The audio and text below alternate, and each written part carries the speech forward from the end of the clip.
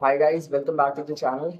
और वापस से एक महीने का टाइम स्पैन आ गया है वीडियो आने में, लेकिन चलिए, I apologize for that. Today's video will be about NHRC internship, national human rights commission में आप कैसे इंटर्नशिप कर सकते हैं। मैं विंटर इंटर्नशिप प्रोग्राम में एनरोल्ड था 2025-2026। दिसंबर 15 स्टार्टिंग डेट थी और जनवरी 9 को मेरे को सर्टिफिकेट मिल गया था और स्टाइपेंड भी आ गया था। स्टाइपेंड आया 12,000, खर्चा हुआ 16,000। क्या ही बताऊँ। अरे 35 लाख का तो हमारा इन्वेस्टमेंट है, तो 36 लाख का घाटा कैसे हो गया? बाकी इस वीडियो में हम बात करने वाले हैं how to apply for NHRC internship. And उसके बाद मेरा इंटर्नशिप एक्सपीरियंस एट एनएचआरसी। और उसके बाद मैंने 2 इंटर्नशिप्स और कर लिए, लीगल इंटर्नशिप। तो उनका भी एक्सपीरियंस बताऊंगा मैं आपको कि कैसा रहा। So guys, currently the applications are out for summer internship program at NHRC 2026। You guys can fill out the form and register yourselves. लेकिन लास्ट डेट जो है वो है 27 अप्रैल। और ये वीडियो ऑलरेडी बहुत लेट रिकॉर्ड की है मैंने और अपलोड करूँगा। तो देर आर चांसेस कि वो डेट एक्सटेंड हो जाएगी, तो आप चेक कर लीजिएगा ऑनलाइन वेबसाइट पर। अगर application are still out, you can apply. आपके पास 4 डॉक्यूमेंट्स होने चाहिए। सबसे पहला डॉक्यूमेंट है आपकी 12th की मार्कशीट। और फिर उसके बाद आपके पास आपकी ग्रेजुएशन या मास्टर्स आप कर रहे हैं तो उसकी सारी अवेलेबल मार्कशीट्स। और तीसरी चीज़, आपके पास होना चाहिए एक स्टेटमेंट ऑफ पर्पस। उसमें आप बताएंगे कि क्यों आप इस इंटर्नशिप के लिए बेस्ट सूटेबल कैंडिडेट हैं। और चौथी सबसे इम्पोर्टेंट चीज़ मैं कहूँगा, वैसे तो सारी चीज़ें इंपॉर्टेंट है, लेकिन आपके पास अपने डीन या हेड ऑफ द डिपार्टमेंट का एक लेटर ऑफ रिकमेंडेशन पे साइन होना चाहिए। और वो letter of recommendation already provided है by NHRC in their application form. वो एनेक्चर ए के नाम से होगा, आप उसे प्रिंट आउट निकाल सकते हैं, उसमें अपनी डिटेल्स फिल कीजिए और अपने डीन या हेड ऑफ द डिपार्टमेंट से उस पर साइन ले लीजिए। तो ये 4 डॉक्यूमेंट्स आपके पास होने चाहिए और सभी डॉक्यूमेंट्स पे आपके डीन या हेड ऑफ द डिपार्टमेंट का साइन होना चाहिए। तो guys, who can apply for the internship. तो इस इंटर्नशिप में अगर आप थर्ड से fifth year B L L B या B B L L B के स्टूडेंट हैं तो आप अप्लाई कर सकते हैं, या फिर आप सेकेंड से थर्ड ईयर में हैं ऑफ एल एल बी, या फिर आप सेकेंड प्लस ईयर में हैं ग्रेजुएशन के। वो पूरी लिस्ट है, आप देख लीजिएगा। तो ये अगर आप इन ईयर्स में फॉल करते हैं तो आप अप्लाई कर सकते हैं इस इंटर्नशिप के लिए। तो guys, let's move on to the selection criteria at N H R C. आप 100 मार्क्स पे इवेलुएट किए जाते हैं। और 100 मार्क्स का डाइसेक्शन ऐसा है कि 30 marks are for your 12th percentage. तो उसके बाद फिर है 40 मार्क्स फॉर योर ग्रेजुएशन और मास्टर्स की percentage. And then 30 marks are for your statement of purpose. अगर आपको स्टेटमेंट ऑफ पर्पस में हेल्प चाहिए तो मैं अपना स्टेटमेंट ऑफ पर्पस जो है वो डिस्क्रिप्शन बॉक्स में आपको शेयर कर दूंगा, तो आप वहाँ से हेल्प ले सकते हैं। तो इस तरीके से आप अपना अंदाज़ा लगा सकते हैं कि आपका सिलेक्शन हो सकता है या नहीं। जैसे मैंने अपना अंदाज़ा ऐसे ही लगाया था कि मेरे 80% थे 12th में, तो 30 का 80% हो गया हमारा 24 मार्क्स। और फिर उसके बाद मेरे ग्रेजुएशन में 85% थे, तो 40 का 85% हो गया हमारा 34। तो 34 और 24 हमारे हो गए हैं 58। 58 आउट ऑफ 70। 58 आउट ऑफ 70, तो मेरे को बाकी जो रिमेनिंग 30 थे उसमें से कम 20 प्लस भी मैं स्कोर करता तो 78 से 80 तक मेरे नंबर आ जाते। तो उसकी वजह से मतलब एक अच्छा चांस था मेरा आने का, वो मैं आपको बताना चाहता हूँ। और फिर मैं सेलेक्ट भी हुआ eventually.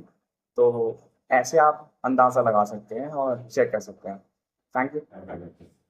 So guys, now let's talk about the most important part of this video.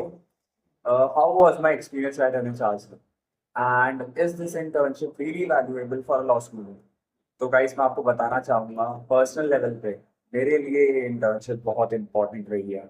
इस इंटर्नशिप से पहले का मेरा सोशल इंटरेक्शन भी काफ़ी ज़्यादा रहा था, लेकिन आप सपोज कर सकते हैं कि आपके साथ 79 there are 79 more students with you. और चलिए 79 स्टूडेंट्स तो आप छोड़ दीजिए, you get to interact with the people working at this organisation जो ह्यूमन राइट्स के लिए फाइट कर रहे हैं, प्रोटेक्ट करने के लिए फाइट कर रहे हैं at the national level. We know that state level पे भी स्टेट ह्यूमन राइट्स कमीशन हैं, लेकिन नेशनल ह्यूमन राइट्स कमीशन के साथ वर्क करना एक अलग एक्सपीरियंस है।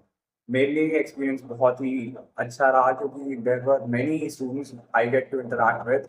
और हालांकि मैं ज़्यादा प्रोफेशनल लोगों से इंटरैक्ट नहीं कर पाया, मेरे मेंटोर्स थे उनके साथ ऑब्वियसली मेरा इंटरेक्शन काफ़ी ज़्यादा था। और ऊपर से जो सेक्शन ऑफिसर थी मैम, उनके साथ भी काफ़ी अच्छा इंटरेक्शन था मेरा। लेकिन मैं कहीं ना कहीं सेशंस में थोड़ा लैग कर गया था। लेकिन I would surely recommend you कि आप सेशंस के टाइम भी प्रॉपर इंटरैक्ट कीजिए। जो सेशंस डिलीवर करते हैं उनके साथ प्रॉपर इंटरैक्ट कीजिए। आपके पास क्वेश्चंस होते हैं, उन्हें ज़रूर पूछिए, क्योंकि मैं वहाँ लैग कर गया। मैं ज़्यादा क्वेश्चन नहीं पूछता था, क्योंकि वैसे ही बहुत बड़ा सेशन हो जाता था और फिर सबको जाने की भी होती थी जल्दी। लेकिन फिर भी this was next level experience for me. और इसके बाद जो मेरा सोशल इंटरेक्शन का लेवल रहा है, जो कॉन्फिडेंस बूस्ट मुझे मिला है इस इंटर्नशिप के बाद, वो शायद और किसी इंटर्नशिप से कम ही मिलता, लेकिन इससे बहुत ज़्यादा मिला है। तो आई वुड श्योरली रिकमेंड कि आप इस इंटर्नशिप को कंप्लीट कीजिए, प्रॉपर सेशंस अटेंड कीजिए। और देर आर 4 फील्ड ट्रिप्स। हमारी 4 जो फील्ड ट्रिप हुई थी, सबसे पहली was at the Saket police station. Saket police थाने में सबसे पहला, सॉरी, पहला था तिहाड़ जेल विजिट की। दूसरी थी साकेत पुलिस स्टेशन, जहाँ पे हम साउथ दिल्ली के कमिश्नर से भी मिले थे, जॉइंट कमिश्नर से। उनके साथ भी हमारा इंटरेक्शन हुआ था। और तीसरी विजिट हमारी थी ओके, मैं भूल चुका हूँ। मुझे वीडियो उसी टाइम बना लेनी चाहिए थी, लेकिन मैं थोड़ा ज़्यादा लेट कर गया। बाकी ओवरऑल एक्सपीरियंस काफ़ी अच्छा था। जो जितने भी लोग मेरे साथ इस इंटर्नशिप पे रहे, the people I was with in this internship were very sweet and very kind. आप समझ सकते हैं, हम सब ह्यूमन राइट्स कमीशन में इंटर्नशिप करने आ रहे हैं। We all are there for the human rights of people. We all want human rights to be protected. तो कहीं ना कहीं वो काइंडनेस मैंने लोगों में देखी, वो ऑनेस्टी मैंने लोगों में देखी। और मुझे लगता है कि इससे बेटर लोग शायद ही कहीं मिले आपको एक साथ। तो आई रियली होप अगर आप ये वीडियो देख रहे हैं और आपने अप्लाई किया है, तो आपका सिलेक्शन ज़रूर हो। बाकी आप कमेंट्स बॉक्स में बताइएगा कि आपने अप्लाई किया था, नहीं हुआ है तो फिर there is always a next time. अगर आप 3rd से 5th ईयर में हैं, तो आप ज़रूर अप्लाई कीजिए प्लीज़। और मेरा एक्सपीरियंस तो नेक्स्ट लेवल था। चलिए अब इसके बाद बाकी 2 इंटर्नशिप्स पे आ जाते हैं, जो मेरी लीगल इंटर्नशिप्स थी, उनमें कैसा एक्सपीरियंस रहा। तो गाइस, मैंने रिसेंट टाइम्स में बहुत सारे इंटरव्यूज दे दिए हैं, तो मैं आपको पकाऊंगा नहीं इस फालतू सी बात पे कि मैंने कितनी इंटर्नशिप्स कर ली, कितना क्या कर लिया। मैं खाली आपको बस अपनी लास्ट 2 इंटर्नशिप्स का एक्सपीरियंस बताने वाला हूँ कि कैसे एक लॉ स्टूडेंट जी तोड़ मेहनत कर रहा है, उसे पैसा नहीं मिल रहा है, वो बस मेहनत करे जा रहा है। तो मैंने एनएचआरसी की इंटर्नशिप एंड की, फिर उसके बाद मैं भूल गया था कहीं पे भी अप्लाई करना, तो मैं 1 महीना without an internship I was at my home. तो उसके बाद मेरे को लॉ ऑफिसर्स ऑफ इंडिया में इंटर्नशिप मिली। और वहाँ पे भी काफ़ी लोग थे, तो उनके साथ काफ़ी मज़ा किया मैंने। और बाकी हमने काफ़ी रिसर्च की है साथ में। It was a research based internship. तो कोर्ट विजिट नहीं होती थी हमारी, ओनली रिसर्च वॉज देयर। और फिर drafting, minor drafting was there. तो काफ़ी अच्छा एक्सपीरियंस था। लोग यार, मेरे को हर इंटर्नशिप में लोग इतने अच्छे मिल जाते हैं ना यार, क्या बताऊँ। मैंने अभी तक total 7 internship I have done, और जो अभी मेरी लेटेस्ट इंटर्नशिप है उसमें मैं अकेला इंटर्न हूँ। तो वो एक सैड पार्ट है, लेकिन हर इंटर्नशिप में मेरे साथ कोई ना कोई रहा है। कभी सबसे पहली इंटर्नशिप में भी मैं अकेला था, लेकिन मेरे साथ 2 सीनियर्स थे मेरे, जिन्होंने एलएलबी पास आउट किया था उसी ईयर में। तो दे वर वेरी लवली पीपल। और फिर उसके बाद मेरी सेकंड इंटर्नशिप तो मेरे कॉलेज फ्रेंड्स के साथ रही है, क्लासमेट्स के साथ रही है।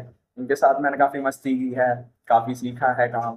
The third internship I did was at supreme court, और उसमें मेरे जूनियर थे मेरे साथ। तो मेरे को हर इंटर्नशिप में लोग रहे हैं मेरे साथ। तो इतना सरियल एक्सपीरियंस रहता है मेरा हर इंटर्नशिप में। तो इसीलिए शायद मेरा सोशल इंटरेक्शन लेवल काफ़ी ऊपर जा चुका है रिसेंट टाइम्स में। और काफ़ी कॉन्फिडेंट मैं फील करता हूँ एज अ लॉ स्टूडेंट। तो ये सीन है। बाकी लास्ट जो मेरी इंटर्नशिप अभी मैं कर रहा हूँ जहाँ पे, वो 30 अप्रैल को एंड होगी। फिर उसके बाद प्लीज़ प्लीज़ मेरे लिए दुआ करना।